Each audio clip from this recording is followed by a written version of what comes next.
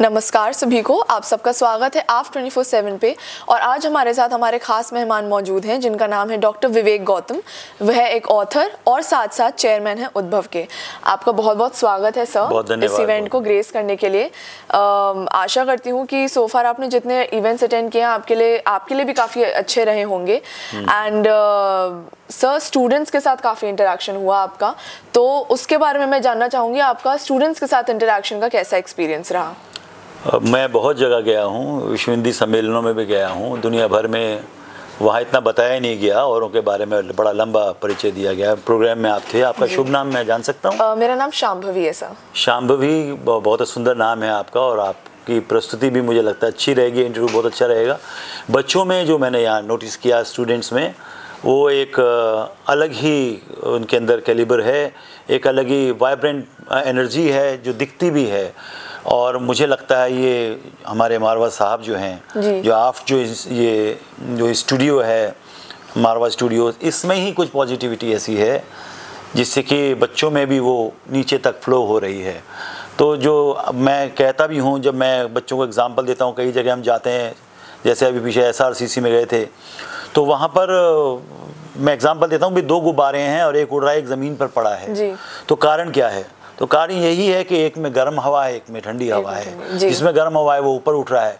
तो the people by whom you are surrounded, that makes a big difference in your personality. Absolutely. So the whole atmosphere in this Marwa studio or Aft Institute is very positive and very encouraging. I think that's why the students also show their best out of them. जी, बहुत बढ़िया बात है sir. और मैं आपसे ये सवाल पूछना चाहूँगी सर कि एज एन ऑथर आपने ऐसी क्या कलाएं आपको मास्टर करनी पड़ी जिससे कि आप लिख अच्छा सकें? क्योंकि आजकल के कई सारे हमारे यंग बडिंग आर्टिस्ट्स हैं जो कि राइटर्स बनना चाहते हैं, पोएट्स बनना चाहते हैं, ऑथर्स बनना चाहते हैं। तो ऐसी क्या कला आपने पर्टिकुलरली मास्टर की जिससे आप अच्छा लिख पाते हैं या इम्पैक्टफुल लिख पाते हैं? ये बहुत अच्छा प्रश्न है और ये बच्चों के लिए भी फ़ायदेमंद होगा। तो Shambhavi is a very good interview I think, और आप ज़िंदगी में बहुत तरक्की करोगे, क्योंकि एक प्रश्न से ही पता चलता है कि आपकी बात में कितना वज़न है।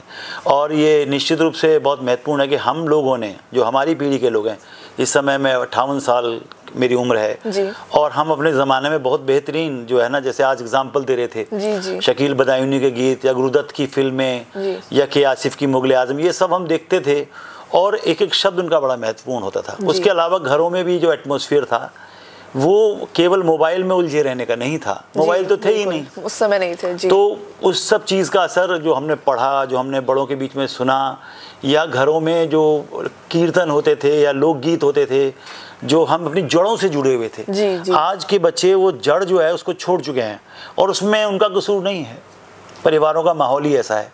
2 पंक्तियाँ जो मैंने लिखी थी कि सपने जब साकार हो गए, सिर पर चढ़े उधार हो गए, संबंध हुए रुई की गांठें, सिर्फ बड़े आकार हो गए। बहुत बढ़िया। आकार तो बहुत बड़े बड़े हैं, लेकिन संबंधों में रस नहीं है, संबंधों में अपनापन नहीं है, संबंधों में डायलॉग नहीं है। जी। तो फिर वो चीज़ कहाँ से पैदा होगी? If you are not articulating your thoughts or your ideas or your positivity in your children, time ही नहीं दे रहे आप। Yes sir. तो कैसे वो चीज़ें आएंगी? तो एक तो लिटरेचर है, जो किताबें थी, फिल्में थी, रेडियो में जो गाने बजते थे, जी है ना, तो वो दोज वर आउटस्टैंडिंग, और उनसे बहुत ज़्यादा हिंदी और उर्दू दोनों ही सीखने को मिली। बस मेरा ये था कि हम जो भी सुनते थे, बच्चे ध्यान से करें, जो भी काम करें आप, give your full and 100% dedication, devotion to that particular subject, चाहे कोई भी हो। Absolutely sir.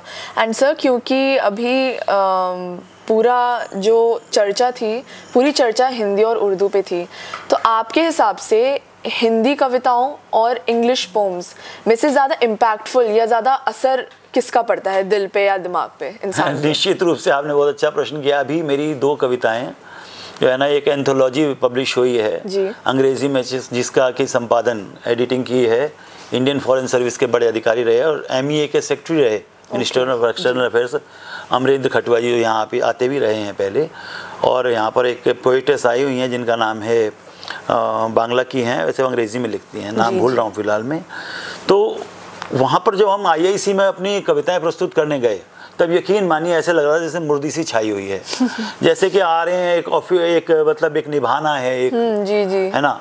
और जब हम हिंदी में या अपनी भाषाओं में जब कविताएं करते हैं तो जो मैं एक बात कहता हूँ कि जब आप होठों से बोलते हो जी, तो कानों तक आवाज़ जाती है, बिल्कुल। और जब आप दिल से बोलते हो तो दिल तक आवाज़ जाती है। तो जो हमारी भाषाएं हैं, चाहे वो हिंदी हो, उर्दू हो, तमिल हो, तेलुगु हो, कन्नड़ हो, जो भी है, डोगरी हो जी, वो जब बात करते हैं हम उस अपनी भाषा में जी, तो वो निश्चित रूप से मन को छूती हैं, क्योंकि उसके साथ एक वाइब्रेशन है, थॉट प्रोसेस है जी, वो हमारी ज़िंदगी को एक आयाम देती है, और एक जिसे कहते हैं एक हैप्पीनेस, जिसको कहते हैं कि मैं तो कहता हूँ हैप्पीनेस क्या है, हमारी नस नस हैप्पी हो जाए, वही हैप्पीनेस है।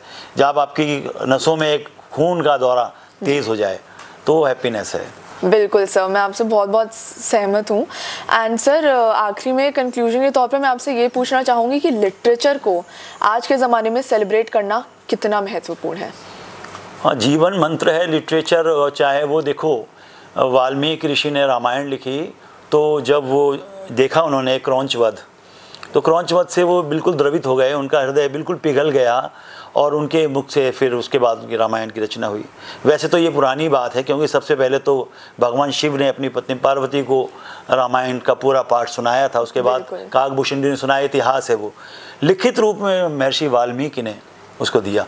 तो जो वो साहित्य आज तक जीवित है, तुलसीदास ने रामचरितमानस आज तक जीवित है, और वो जीवन मंत्र हैं।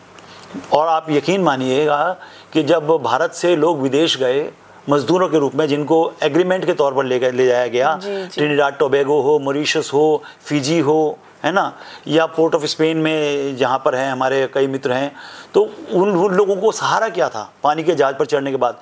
यही गुटका रामचरितमानस का, ये हनुमान जी का जो हम हनुमान चालीसा पढ़ते हैं, इसको उस साहित्य को पढ़ा था उन्होंने, राम के चरित्र को। उन्होंने कहा जब राजा का बेटा हो के राम इतने दुखों को बर्दाश्त कर सकता है, जंगल में निर्वाह कर सकता है, तो हम भी अपना वनवास काट लेंगे। और यकीन मानिए कि उस साहित्य की वजह से आज फिजी में भारतीयों का दबदबा है, मॉरिशस में भारतीयों का दबदबा है, जहाँ जहाँ ट्रिनिडाड टोबैगो में, जितने भी कंट्रीज़ में ये गिरमिटिया गए हैं हमारे भारतीय वंशज, उन्होंने अपनी छाप छोड़ी है, और उसमें बहुत महत्वपूर्ण भूमिका साहित्य की है, और वो हमेशा रहेगी। हमारे यहाँ मौखिक साहित्य भी बहुत महत्वपूर्ण था, और लिखित साहित्य भी बहुत महत्वपूर्ण। बिल्कुल, बहुत बहुत धन्यवाद आपका सर आज हमारे इस चैनल पे आने के लिए। मैं आशा करती हूँ कि जितने भी यंग बडिंग आर्टिस्ट हैं वो इससे इंस्पिरेशन लेंगे एंड हिंदी जो हमारी भाषा है उसको महत्वपूर्ण देंगे। बहुत बहुत धन्यवाद आप सभी का। ऐसे और इंटरव्यूज़ के लिए देखते रहिए AFT 24/7 नोएडा। धन्यवाद।